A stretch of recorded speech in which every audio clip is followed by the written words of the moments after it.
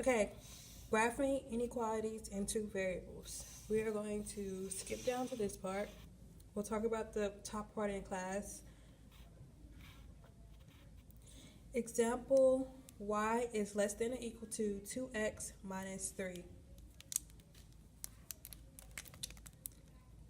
So we're going to graph this. Remember, you have m and b. M is the number in front of the x, so it's 2. So we have to make the slope be a fraction, so it's going to be 2 over 1. B is negative 3. Okay, B is the y-intercept. It's where you begin. So I'm going to begin at negative 3 on the y-axis. So I'm going to go down to negative 3. M is how you move. That's your slope. You rise, run. So I'm going to rise 2, 1, 2, run 1.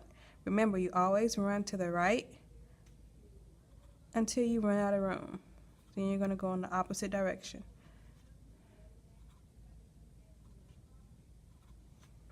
Okay, let's not draw a line just yet because we have to talk about what this means. Okay, solid line.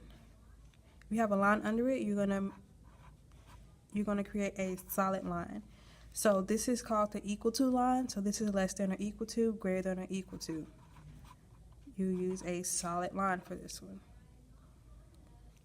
So if I look at this one, it has the equal to line under it, so it is going to be a solid line. Okay, less than, greater than, dash line.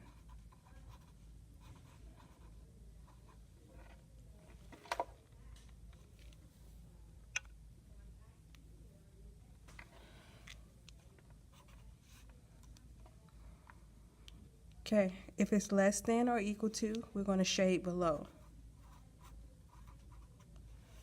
Less than, shade below also.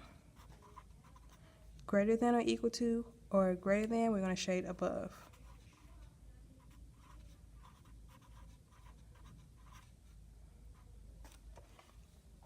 So this one is less than or equal to, so we shade below. So when I think of above and below, I think about the y-axis. So here's the y-axis here. Look at the y-axis. Y-axis. This is positive. This is negative. So which way is less than? Would you shade the greater than numbers, or would you shade the less numbers? Well, you'll shade the less numbers. Everything below. So when you think of above and below, less than or greater than, you're thinking about the y-axis. Because it says y is less than, so we're thinking about the y-axis.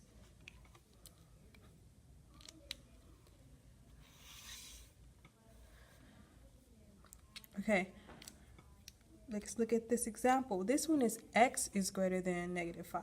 So this one is different because we're thinking about the x-axis. So we're going to go to negative 5 on the x-axis. 1, 2, 3, 4, 5. Negative 5.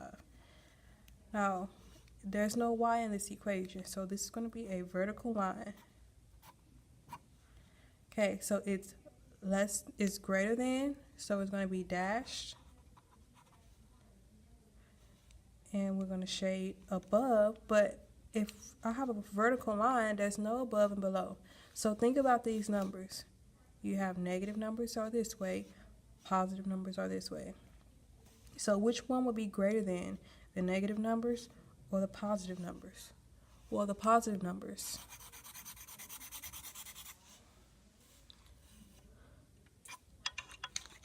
Okay. Number 2, y is less than negative 3. So it's going to be dash, less than, we shade below. So this one has no x in the equation. So we're going to go to negative 3 on the y-axis. So because it has no x, that means the slope is 0. So that means we have no rise or run. It's going to stay negative 3 straight across. So it's going to be a dashed line straight through negative 3. Because it's less than, we shade below.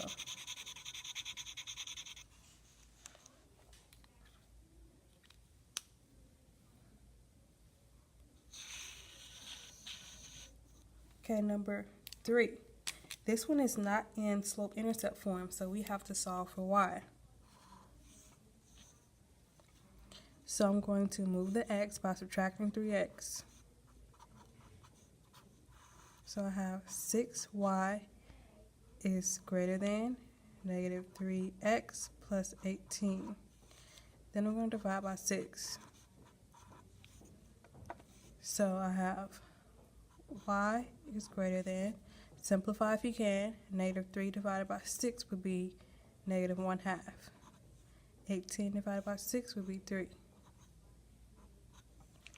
Now with inequality, sometimes you flip the sign, but in this case, it's not necessary to flip the inequality symbol because we did not divide by a negative. We divided by a positive 6. If the 6 was negative, then I would have to flip that around. So we have our m and our b.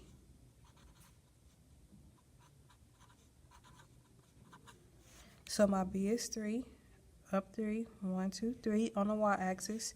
My m is negative 1 over 2. So I'm going to move negative 1 over 2. Down 1, right 2. Rise 1, rise negative 1, run 2.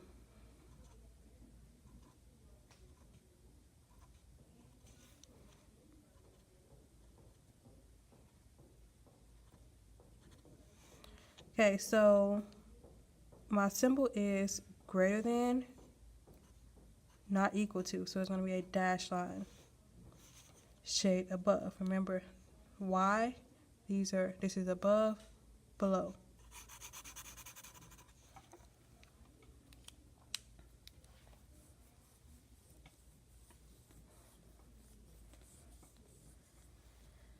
Okay, we're going to do the last 3 examples in class tomorrow.